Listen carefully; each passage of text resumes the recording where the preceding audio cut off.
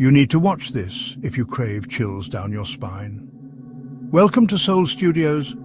Here, true crime meets the unknown. Suspense lurks in every shadow, and supernatural forces whisper from the dark. We craft chilling, edge-of-your-seat short stories inspired by the eerie, the unexplained, and the most haunting mysteries. 3 new stories drop every week, each one darker than the last. Are you ready to step inside? Subscribe now before the next story finds you.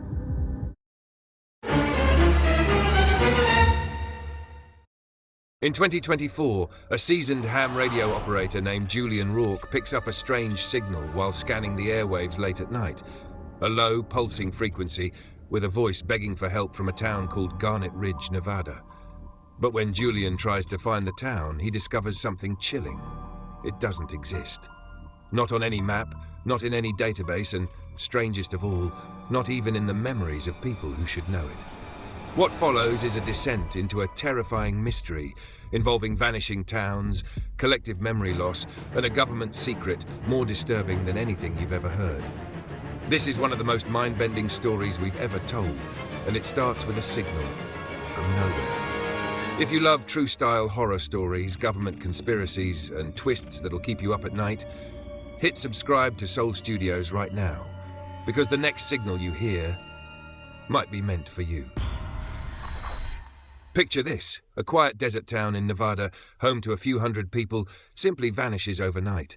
One day it's there on the map, the next day it's just empty desert, and no one seems to remember it ever existed. No news headlines, no rescue missions, nothing. It's as if the entire place was erased from reality without a trace. This is exactly what happened to Garnet Ridge, Nevada, in late 2024. And if not for one man, the only person in the world who noticed it was gone, the mystery of Garnet Ridge might have silently slipped away forever. Julian Rourke wasn't a police officer or a scientist. He was a 56-year-old ham radio operator and part-time conspiracy YouTuber who lived for strange occurrences. He spent his nights in a cramped attic office, surrounded by glowing radio dials and the soft crackle of static. Decades of headphone use had damaged Julian's hearing, so he wore hearing aids, which only made him more attuned to every hiss and pop from his analog radio gear. In October 2024, Julian began picking up something odd on one of his old receivers, a faint signal at 333.333 MHz that didn't belong to any known station. He jokingly dubbed it the nowhere signal, because no matter how he adjusted his antenna, he couldn't triangulate where it was coming from. It would drift in and out, usually in the dead of night, just a soft buzzing hum that sent shivers down his spine for reasons he couldn't explain. It was like a ghost frequency, there but not there. Late one night, as Julian sipped stale coffee and tweaked the dial, the nowhere signal suddenly blared to life. Through the static, a panicked voice was cutting in on the same frequency. Julian furrowed his brow. This frequency wasn't used for voice transmissions, at least not legally. He pressed his headphones to his ears, straining to listen. "Anyone hear me? Help! We're still here. Garnet Ridge, please." Julian's eyes widened. The voice was desperate, terrified, and then just like that, it cut out. The steady hum of the nowhere signal returned, as if it had swallowed the cry for help whole. Julian's heart pounded. He rewound in his mind what he'd just heard. The person said Garnet Ridge. Julian knew nearly every town in Nevada, after all, strange desert towns often featured in his YouTube mysteries, but he didn't recall a Garnet Ridge. Who was asking for help? And why use a random frequency far outside normal radio bands? Grabbing a notepad, Julian scribbled down Garnet Ridge, urgent, and the time, 3:33 a.m. His hands trembled. This felt like something out of the Twilight Zone, a plea from nowhere broadcast on the nowhere signal. Julian responded on the frequency. "Hello? I hear you. I'm here. What's happening in Garnet Ridge?" But there was no answer, only that low electric drone. Over the next hour, Julian frantically scanned other channels, trying to find the voice again. He heard nothing except the usual late-night chatter between truckers and the distant Morse beeps of beacon stations. Finally, at around 4:30 a.m., even the mysterious hum faded out, leaving only silence. Julian was left dumbfounded, sitting in the glow of his radio equipment, wondering if he'd hallucinated the whole thing. But the scribbled name Garnet Ridge on his notepad was very real, and he intended to find out who or what was behind that distress call. At sunrise, Julian began his search for Garnet Ridge. He started online, assuming he'd feel a bit silly for not knowing a Nevada town. But to his surprise, no such town showed up on any map or database. He tried Google Maps, Wikipedia, Nevada's town directories. Nothing. It was as if Garnet Ridge didn't exist. Julian's brow furrowed. Maybe it was an unincorporated little community too small for the internet to care about. He broadened his search. Mining towns, old settlements, anything. That's when he found a tiny reference to Garnet Ridge Mine in Washoe County, Nevada, a long-abandoned tungsten mine in the desert. Mines often give their names to nearby towns. Encouraged, Julian dug through old archives and finally hit upon a crumb of information in a scanned 1980s almanac. Garnet Ridge NV, population 212. It had existed at least as of a few decades ago. So why was it scrubbed from modern maps? Julian's skin prickled. He wasn't just chasing static on a radio anymore. Something was off. If people still lived there, as the distress call implied, why couldn't he find any current info? He decided to reach out to a fellow ham operator friend, Carla, who had a massive personal database of US locales, the product of a map-obsessed mind. When he asked her about Garnet Ridge, she paused and said, "That's weird. I swear I've heard that name. Hold on." He could hear keystrokes over the phone as she searched. After a minute, her voice came back, uneasy. "Julian, I got nothing. It's like it really doesn't exist in any of my files. Are you sure you heard right?" He thanked Carla and hung up, more determined than ever. Next, Julian rifled through his own physical collections. In his attic, he kept shelves of old books and papers, including a stack of QSL cards, postcards exchanged between ham radio enthusiasts to confirm contacts. He thumbed through them, heart quickening. If someone from Garnet Ridge had ever sent him a card, it would prove the town was real. And then, there it was. A faded postcard depicting a sunset over a desert ridge, with a handwritten note, confirming our QSO on 7 MHz 73s from Gary in Garnet Ridge, NV. Julian's breath caught. He knew it. He'd spoken to someone from Garnet Ridge on the radio about a year ago, a nice old-timer named Gary who loved to chat about prospecting in the Nevada hills. Julian had completely forgotten until now. He stared at Gary's postcard. How could a town just vanish from all records like this? Gary had mentioned the town was tiny, with one diner and a little mining museum. There's no way everyone simply left and erased their tracks, and why would Gary or someone else from Garnet Ridge be frantically calling for help last night? Julian felt a chill. If the town was truly gone, was Gary gone too? Was he the voice on the radio? Only one way to know. Go there in person. Julian grabbed his keys and a stack of maps. He didn't trust GPS for a place that seemingly had been wiped digitally, and headed for Nevada. Julian drove for hours, leaving behind the highways for dusty back roads that cut through endless sagebrush and sun-baked earth. As he got closer to where Garnet Ridge was supposed to be, he noticed something strange. Locals in nearby towns gave him blank looks when he asked for directions. At a gas station 50 miles out, he casually asked the clerk if they knew the way to Garnet Ridge. The young man scratched his head and said, "You mean Garnet Rock? There's Garnet Lake up north, but Ridge? Never heard of it." An old-timer filling his truck nearby overheard and chimed in, "Ain't no Garnet Ridge in Nevada, son." Julian's heart sank. People who had lived their whole lives in this area had zero recollection of the town. He pushed on anyway, navigating by memory and that old almanac reference. As dusk fell, he found himself on a lonely dirt road, the coordinates matching where his maps suggested Garnet Ridge should be. He expected, at the very least, to see dark shapes of buildings or a town sign. Instead, his headlights illuminated nothing but emptiness, an expanse of flat desert at the foot of a ridge of rusty red rock outcroppings, perhaps the garnets that gave the place its name. He parked and stepped out. The evening air was eerily still. There were no structures, no ruins, not even the charred remains of a foundation. It was as if no one had ever lived here at all. But as Julian walked the area, his boots crunching on dry soil, he discovered anomalies that made his skin crawl. For one, The ground felt oddly unnatural in places. He nearly tripped over a section where the dirt was smooth, almost glassy, fused together like it had been flash-heated. Scattered around were bits of things, a half-melted street lamp twisted like a pretzel, shards of glass that might have been windows, a hunk of metal with peeling paint that looked suspiciously like part of a diner sign. He picked it up and could just make out letters, Garnet Ridge. The rest was missing, but it didn't take a genius to fill in the blanks. Garnet Ridge. Julian's mouth went dry. Something catastrophic had happened here, something far beyond a simple evacuation. It looked as if the town had been physically destroyed or erased. He suddenly felt like he was being watched. The hair on his arms stood up.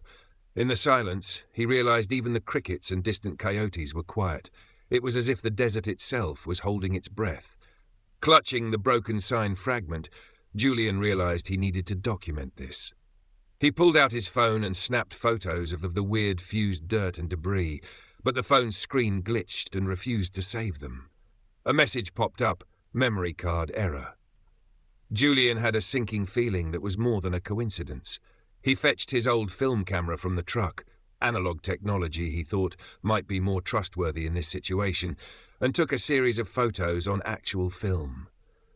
Satisfied that at least those couldn't be remotely erased, he then turned his attention to a faint light he noticed up the ridge. About a quarter-mile away, partially hidden behind rocks, was a concrete bunker-like structure, a low building with a metal hatched door, something you'd easily miss unless you were looking for signs of civilization. It had no identifying marks except some faded, unreadable stencils on the walls. Julian's heart pounded as he approached. The door was slightly ajar, as if whoever last left had been in a hurry. He debated with himself for only a moment before pulling it open and slipping inside. The bunker was dark, lit only by the fading orange glow of sunset seeping in around the edges of the hatch. Julian clicked on his flashlight. The beam danced across a stark concrete corridor. The air inside was cool and carried that electric smell of high-voltage equipment. Along the hall, he passed empty dorm-style rooms and a small office. It looked like whoever had been here cleared out fast. Chairs were toppled, filing cabinets emptied, papers strewn on the floor. One sheet of paper caught his eye. It had a government letterhead and the words, Protocol Sieve, partially visible before it was ripped in half. Julian's pulse quickened. He gathered the torn paper pieces and tucked them in his pocket to examine later. Deeper in, the corridor opened into a larger chamber that made Julian gasp. Massive machines filled the space, tall racks of electronics with cables snaking everywhere, and in the centre, a platform or dais with an array of strange-looking apparatus encircling it like a crown of metal and glass. Some parts looked like oversized Tesla coils. Others resembled the glinting, delicate instruments he'd once seen during a tour of a quantum computing lab.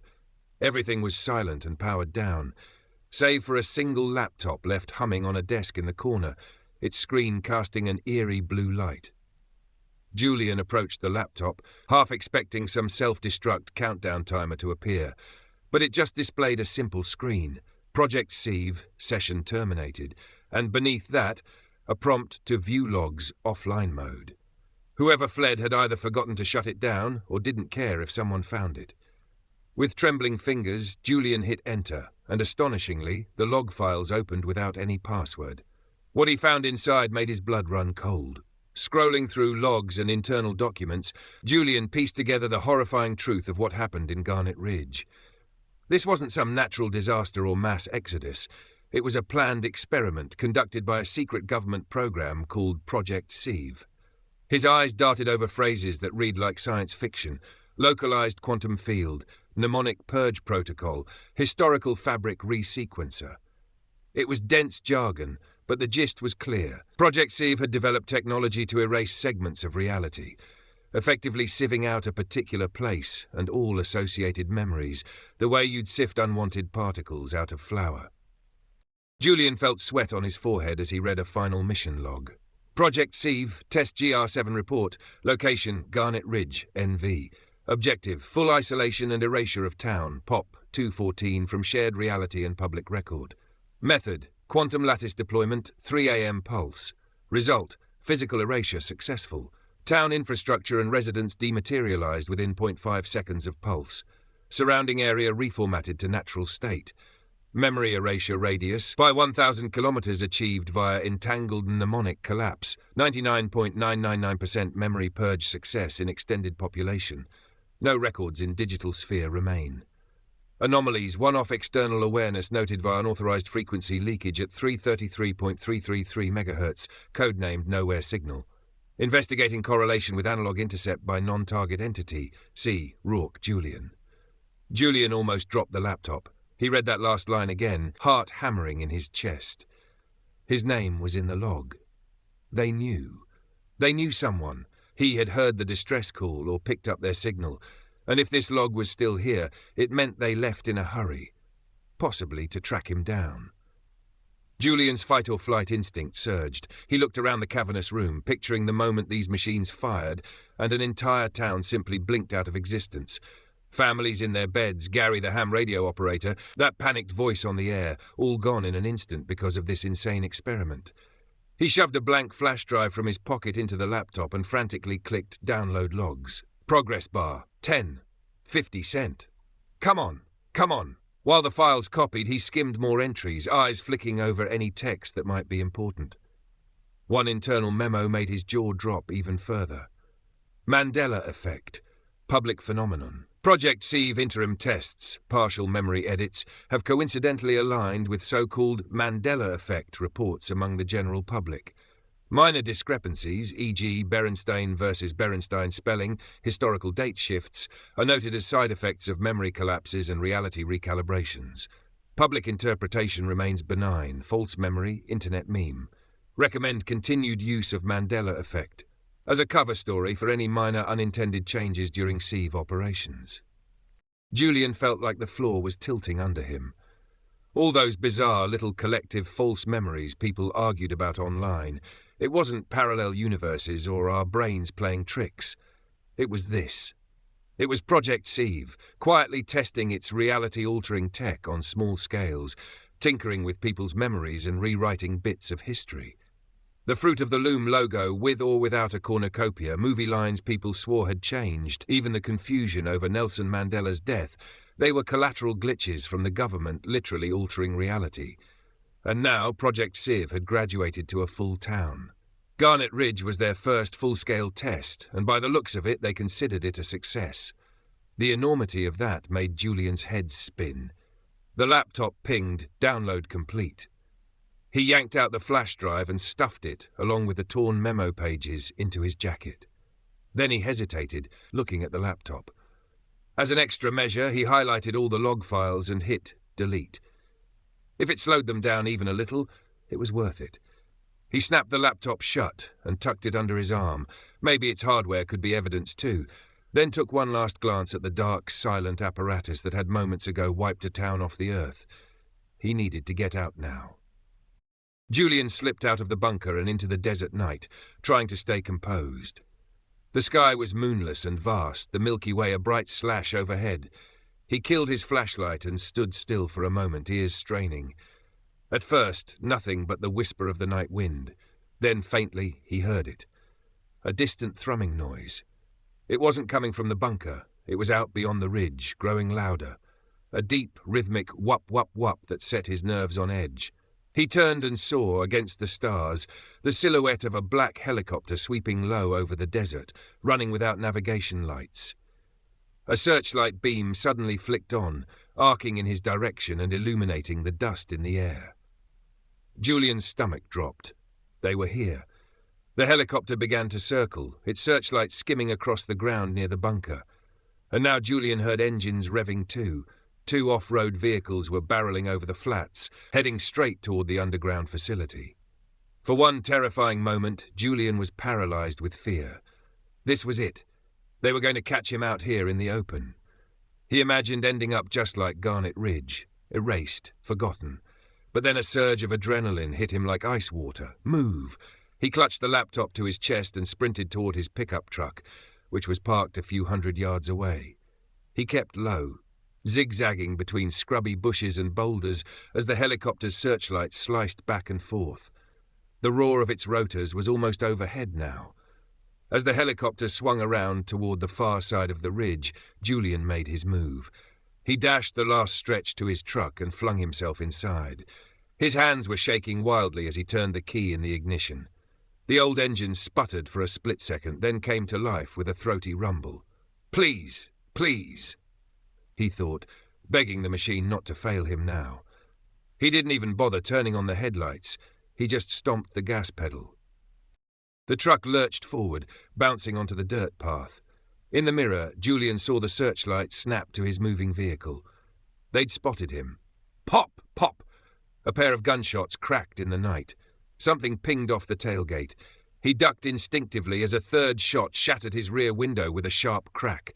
Desert gravel sprayed up as he floored the accelerator. The truck fishtailed, but he wrestled it straight and tore off into the darkness. Behind him, chaos erupted. The black SUVs had reached the bunker and found it empty. Shouts echoed over the engine noise. The searchlight swung erratically between Julian's truck and the bunker, as if the pursuers weren't sure which target to focus on. A sharp beam of light suddenly shot out from behind, illuminating the dust cloud trailing Julian's truck. One of the SUVs had broken off to chase him, headlights now blazing. It was faster on the rugged terrain than his old pickup and began closing the distance. Julian gritted his teeth and gripped the wheel with white knuckles. Another pop, pop, pop of gunfire rang out, bullets whizzing past in the night. One punch through the back of the cab, and Julian felt a sting as glass shards nicked the side of his neck. Desperate, he swerved off the dirt road entirely, plunging into open desert where the terrain was rougher. The truck bucked and jolted violently over sagebrush and rocks.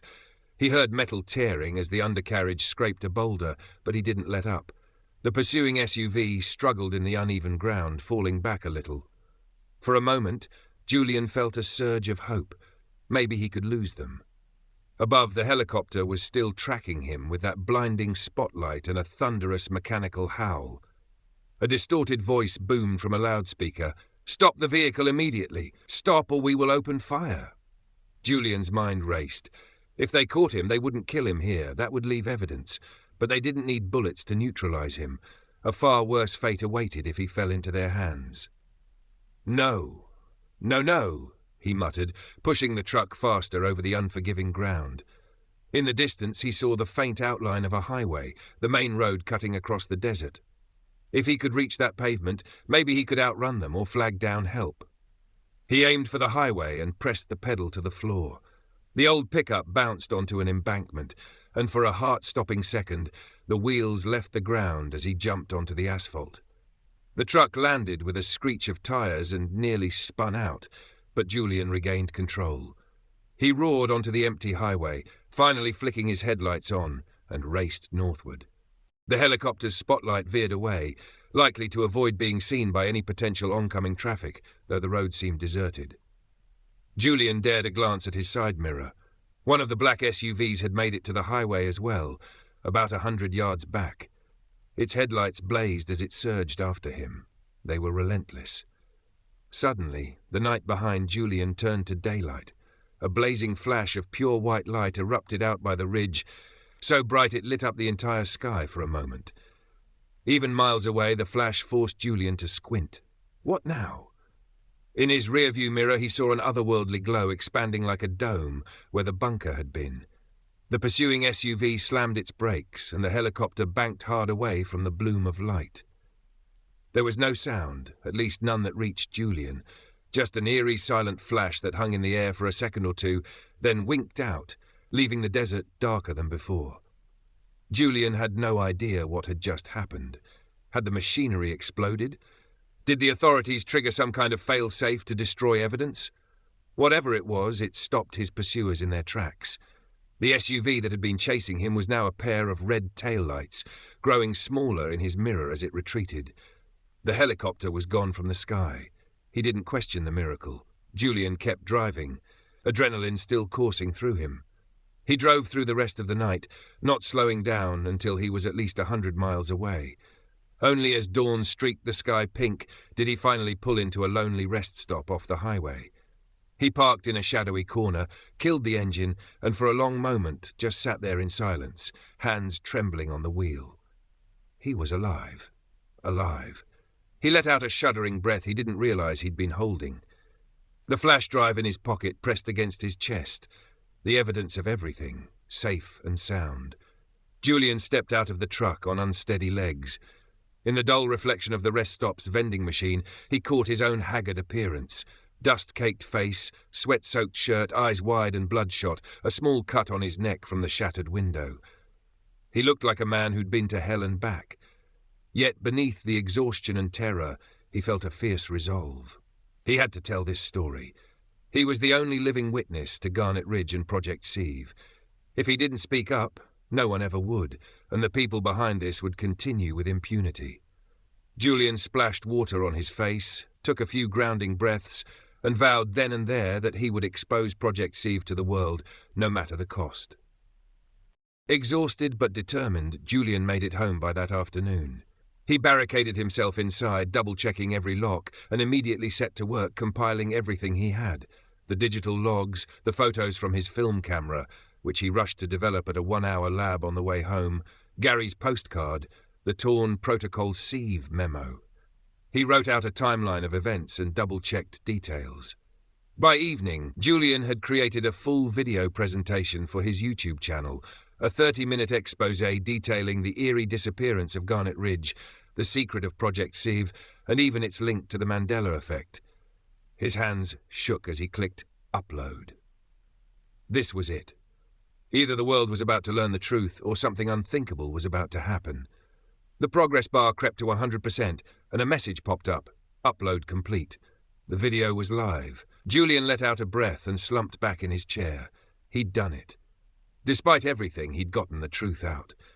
Overwhelmed by relief and running on 2 days with no sleep, he stretched out on his living room couch and closed his eyes, intending just to rest for a moment. Within minutes, he was out cold. In the middle of that night, Julian awoke to the sound of quiet static. The house was dark and still. He squinted at the digital clock on his wall, 3:33 a.m. The static wasn't coming from his radio equipment. It was humming directly in his hearing aids, a soft crackling in his ears. Julian sat up, heart pounding for reasons he couldn't fathom. He felt disoriented. He remembered, sitting at his computer, working on something urgent, but now his mind was disturbingly blank. Groggy and unsettled, Julian shuffled over to his computer, which was still on. He jolted fully awake when he saw what was on the screen, or rather, what wasn't. The video he thought he had uploaded was nowhere to be found. His YouTube channel showed no new upload, no record of the expose at all. Frowning, Julian opened the file folder where all his evidence had been saved. It was empty, not a single document or photo. Even the flash drive that he was sure he'd left on his desk was blank when he plugged it in, as if it had never held any data. "That's not right," he whispered, a cold sweat breaking out on his skin. A headache was forming behind his eyes as he tried to recall the past day's events. He had this nagging feeling that he'd forgotten something incredibly important. Why had he been so terrified? What truth had he been trying to share? It was like a dream slipping away on waking.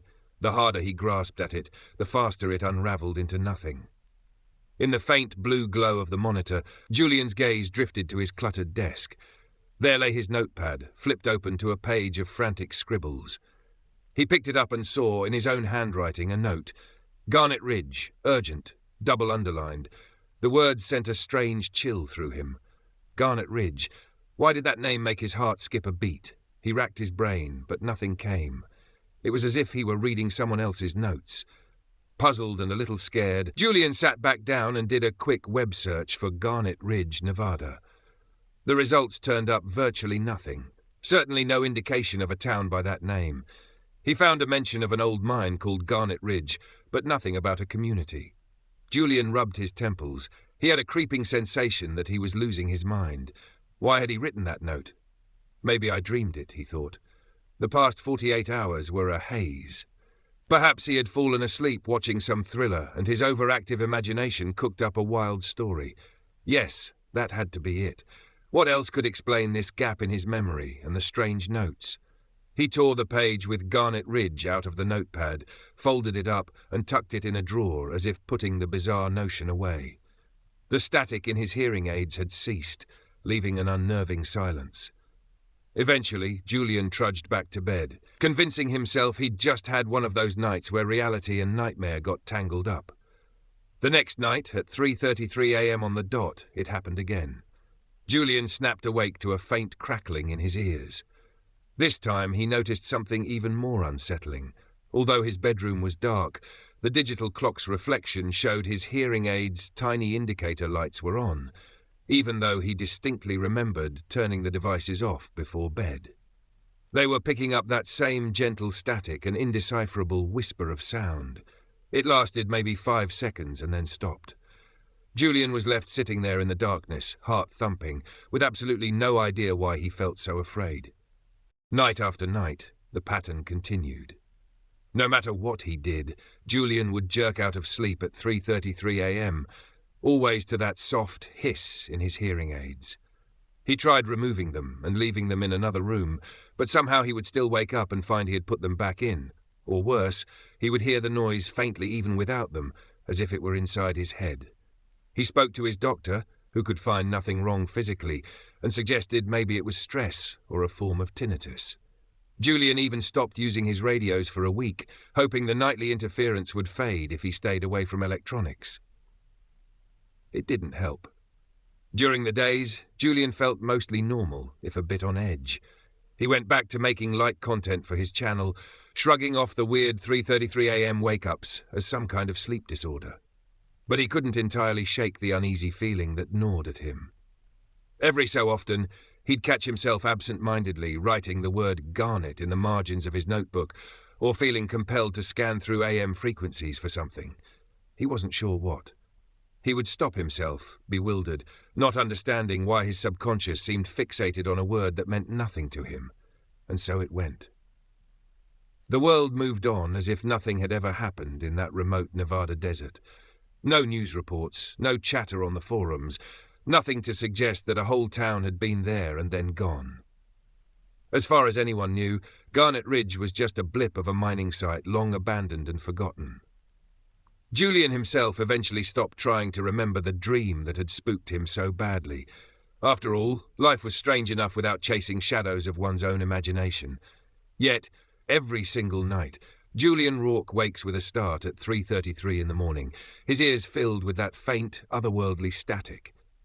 He doesn't know it, but it's the nowhere signal, still broadcasting on that ghostly frequency of 330.333 megahertz, like a beacon from a place erased from reality.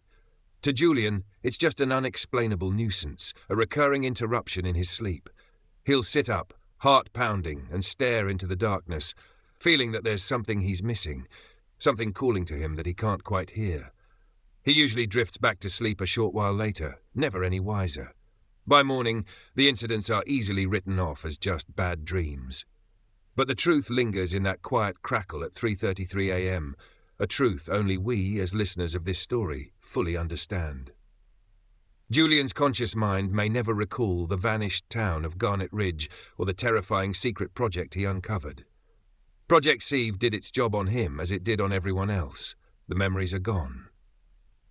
All that remains is the smallest of glitches in reality's grand edit, a persistent, whispering signal with no apparent source. And so Julian lives on, the last living witness to an event he can no longer remember, haunted only by a nightly whisper of static. It's as if the universe itself refuses to let the memory of Garnet Ridge die completely, using Julian's hearing aids as a conduit to keep the town's echo alive.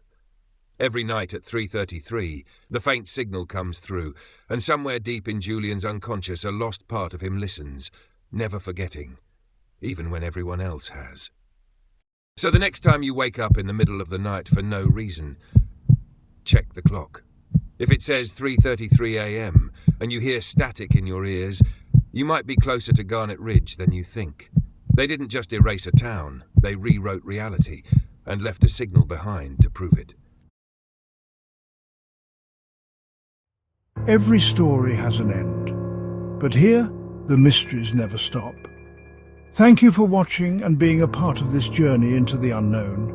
Your support keeps these stories alive, and there's plenty more waiting for you. We drop 3 new stories every week, so if you crave suspense, the unexplained, and the downright chilling, make sure you're subscribed and ready for what's next.